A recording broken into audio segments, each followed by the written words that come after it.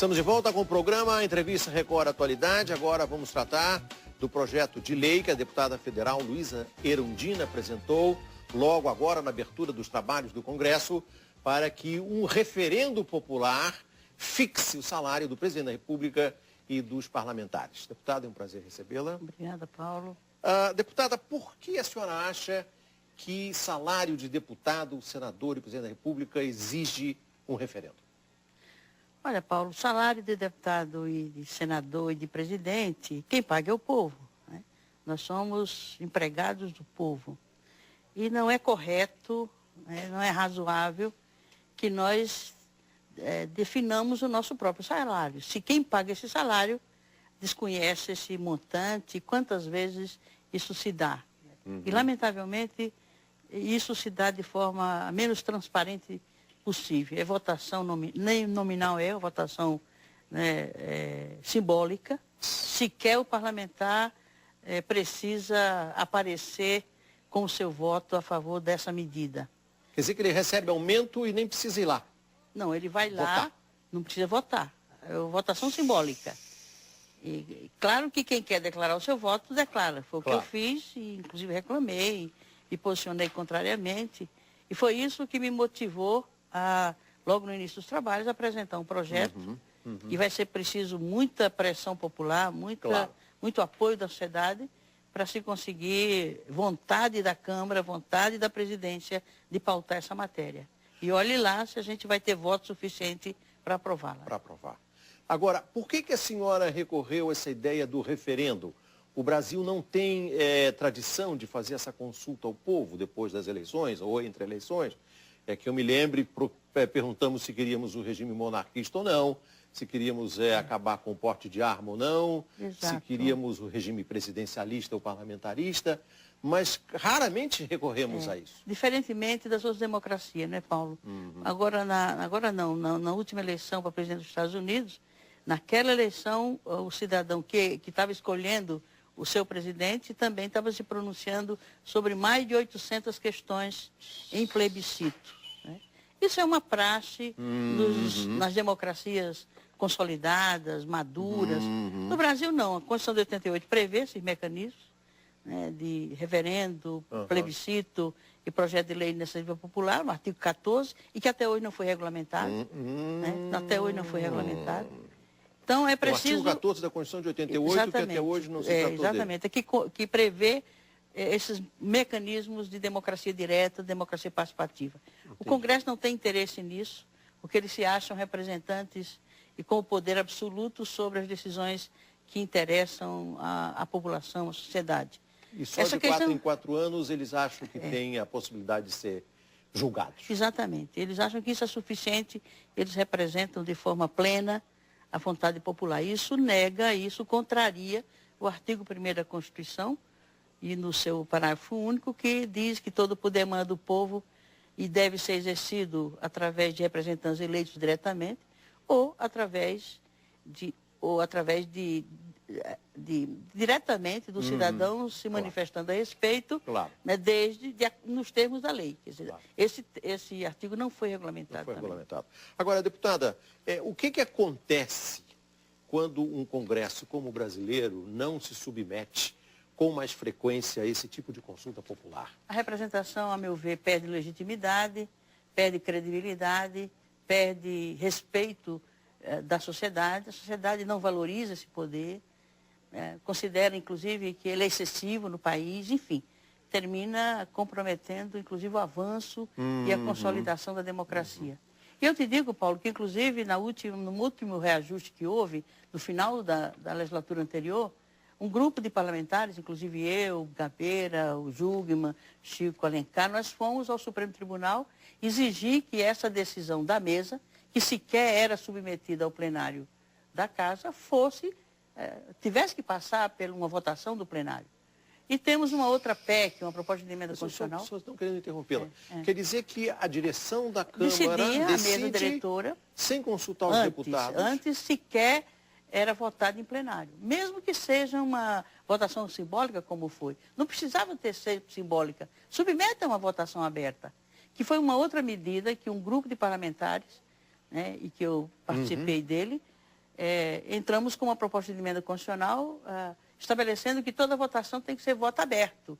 Não tem porquê o meu eleitor, o cidadão que me conferiu um mandato, não saiba como eu me posicione, como eu voto. Claro. Então, isso foi votado em primeiro turno, não se falou mais nisso.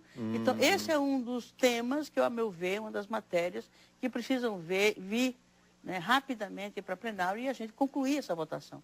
Um segundo turno na Câmara para ir para o Senado, votar 2 vezes, porque se trata de uma proposta de emenda constitucional.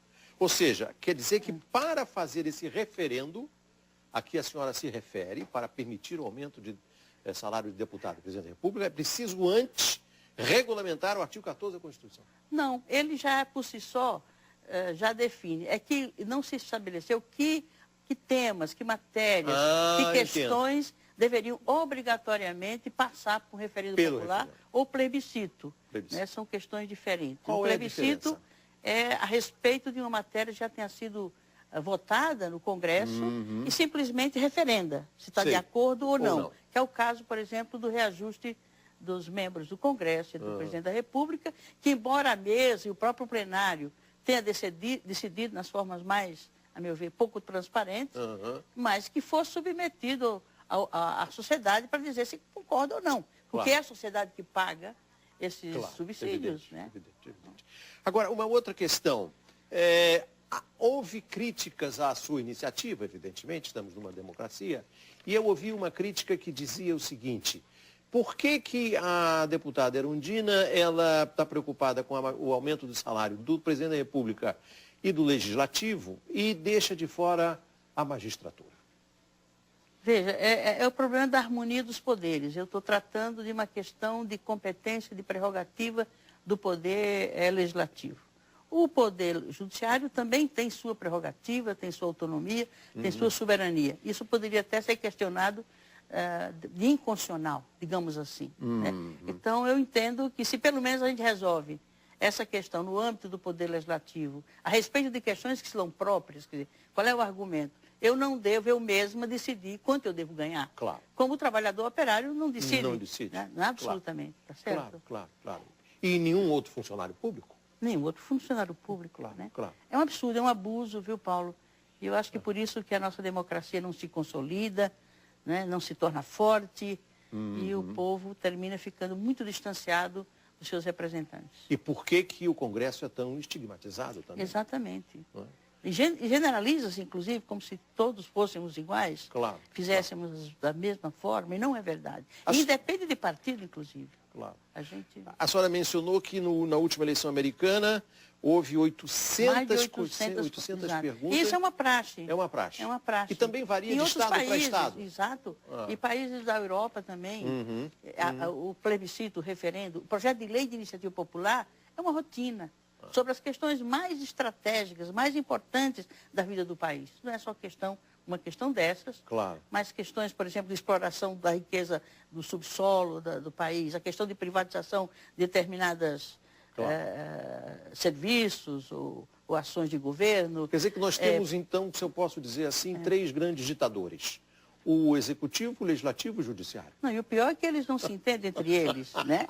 E há uma interferência de um sobre o outro em desrespeito ao princípio da harmonia, do equilíbrio dos poderes. Por exemplo, o Executivo legisla sob a forma de medidas provisórias, abusivamente, para além dos limites estabelecidos na Constituição. O Judiciário, por sua vez, por omissão do Legislativo, legisla ou decide questões de interpretação da lei, né, através de resoluções. Muitas questões, por exemplo, a fidelidade partidária, a questão de... Os suplentes agora, o presidente da Câmara resolveu tomar uma se é da coligação ou se é do partido. São questões que já deveriam estar resolvidas, né, no plano da regulamentação que caberia ao Congresso fazer. Como não se faz, o Judiciário avoca para si, sob a forma de resoluções do Poder Judiciário, e esvazia também o Legislativo. O Executivo também legisla com medida provisória, portanto, há uma desarmonia, um desequilíbrio entre os poderes, o que, de fato, sugere a necessidade de a reforma política vá para além de regras eleitorais, de normas partidárias, mas se repense o sistema político do nosso país, envolvendo, inclusive, as relações entre os poderes, o pacto federativo, na distribuição de poderes entre as três esferas. O poder municipal é absolutamente esvaziado de poder, que é onde está o cidadão, é a face visível do Estado. Claro. Deputada, a senhora falou que o artigo 14 não é regulamentado. Eu vou tratar de outros artigos da Constituição de 88 Sim. que também sequer são tocados. Parece que são artigos inalcançáveis. São os artigos que tratam da comunicação social. Eu sei que esse é um tema de seu interesse. A senhora é um parlamentar sempre ligada à questão da comunicação. E eu gostaria que a senhora tratasse disso. A senhora acredita que no governo da presidenta Dilma Rousseff será possível enfrentar isso? Eu espero que ela assuma esse compromisso, até porque se realizou, em 2010, a primeira conferência de comunicação social, precedida de conferências estaduais, municipais. É um tema que está na agenda da sociedade. Há setores organizados da sociedade que militam em torno dessa questão, pela democratização dos meios de comunicação, pelo controle público social, por exemplo, de programação, de cumprimento da legislação. Regionalização. A questão de regras de concessão, a regionalização da programação para atender essa diversidade cultural do nosso país. Exato. E está obsoleto, Paulo. O nosso Código Brasileiro de Telecomunicação é de 62, 1962. De lá para cá, João Goulart, né? A Constituição de 88, no seu capítulo 5º, que avança, moderniza, né, estabelece mecanismos importantes, até hoje não foi regulamentado absolutamente nenhum daqueles artigos. Nada. Né? O artigo 54 da Constituição, que proíbe que detentor de cargo público e de mandato popular seja um concessionário de rádio e TV, é descumprido sistematicamente. Na legislatura anterior, era 10%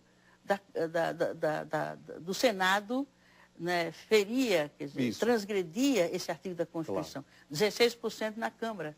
Ou seja, 16% de deputados e 10% de senadores são concessionários de rádio e TV, desrespeitando o artigo da Constituição de 88. É um absurdo.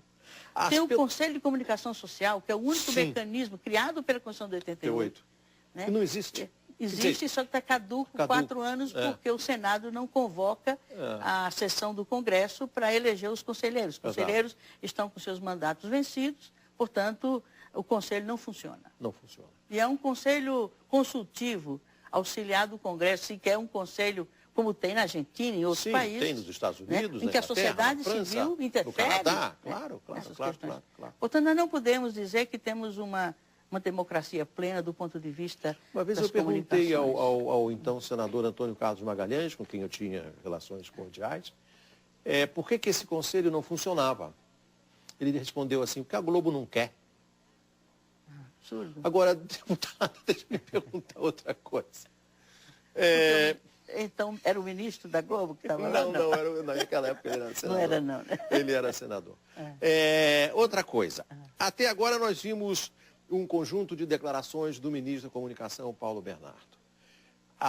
Ele diz que é preciso ainda abrir a opinião pública, levar à praça pública a discussão sobre o problema da comunicação no Brasil. A senhora acha que essa é uma estratégia apropriada? Ou se fosse a senhora já pisava no acelerador e entrava com um projeto de lei? Qual seria o caminho que a senhora adotaria no atual conjunto? Eu estou naquela comissão há 12 anos. Comissão de Comunicação. De Comunicação. Eu consegui requerer e instalar uma subcomissão para exatamente fazer um diagnóstico do marco legal. E chegamos a um produto que foi um relatório que foi aprovado pela comissão e não só pela subcomissão, e que mapeia todos os problemas que existem no marco legal e aponta saídas, soluções, inclusive apresenta minutas de projetos de lei, de propostas de emenda constitucional. Isso tem um balanço, quer dizer, completo. Quando foi feito? Isso faz uns 4 anos. Agora, com a realização da comissão com a Conferência de Comunicação, Confecom, uma quantidade de mais de 633 propostas foram aprovadas num fórum democrático, com milhares de pessoas participando, seja nas conferências estaduais, seja na Conferência Nacional, e que produziu sugestões muito importantes sobre os vários aspectos.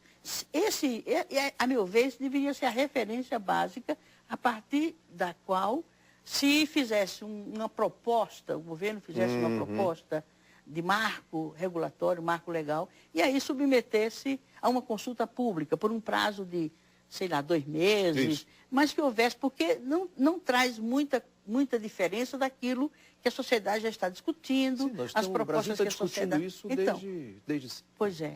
Então, há inclusive, a meu a ver... parcialidade da uma imprensa ambiguidade, brasileira. um receio de enfrentar Uhum. as questões que são, né, usadas como pretexto para que não se mexa Claro. na situação que está, porque isso convém ao monopólio, ao oligopólio, que concentra o poder. O Brasil é um dos países de maior concentração de poder da mídia, Sim. em mãos de 3, 4 grupos. Né? E qualquer medida de ampliar, revendo as regras de concessão, são 15 anos, né, de concessão para a TV e 10 anos de concessão de rádio, e que se renova automaticamente. Já foi renovada pela 3ª vez.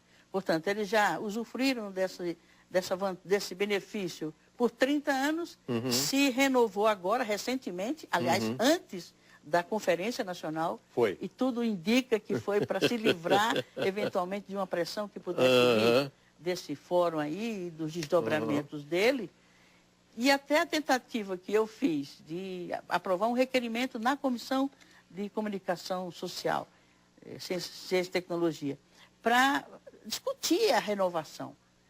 Claro que nós não tínhamos poder naquela ocasião, não temos ainda, para dizer, não vamos renovar as concessões da Globo, da Record, da Band, porque são cabeças de rede, e que tem dezenas de outras emissoras com subconcessão dessa cabeça de rede. Simplesmente eu fui execrada na comissão, foi o meu único voto, ninguém se arrisca a sequer fazer um debate com os interessados, com representantes da sociedade, com especialistas da universidade. Será que esses termos da concessão continuam atendendo o interesse público? Se é que atendeu em algum tempo, dizer, mas 15 anos significa 45 anos de concessão de um serviço, sem discussão. De um serviço público sem discussão.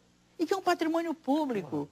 A né? senhora conhece o projeto, a proposta do ex-ministro Franklin Martins sobre o marco regulatório? Não, ele não foi ainda divulgado. Não foi divulgado. Não foi colocado em audiência pública, em conhecimento público. Quer dizer, na sua opinião, já há massa, músculo suficiente para o governo tomar iniciativa e já sair com um projeto em 6 meses? Sem dúvida. E precisa ter ousadia.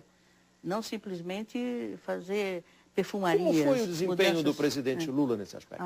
Foi nulo, a meu ver. Nulo? Não se avançou minimamente em torno dessa questão. Como a senhora explica? O ministro Hélio Costa, ligado historicamente... Sim, foi meu colega na Globo. A uma emissora, a Globo, e simplesmente negava qualquer processo de debate, de discussão democrática. Inclusive, ele fez um cavalo de batalha para não realizar-se a primeira conferência de comunicação. Foram 3 anos de pressão da sociedade sobre o presidente da República para conseguir demover o ministro das Comunicações, que era absolutamente contra a realização da primeira conferência de comunicação. Eu tenho a impressão de que o Hélio Costa dirige o escritório da Globo em Nova York até hoje. Então, que interesse ele teria? Então, Não, e ele mesmo era concessionário. Concessionário? Lá em Minas. Lá em Minas, Agora, a senhora acredita que o governo Dilma Rousseff tem motivos políticos para adotar outra atitude em relação a isso, diferentes daqueles do presidente Lula? A origem da militância dela,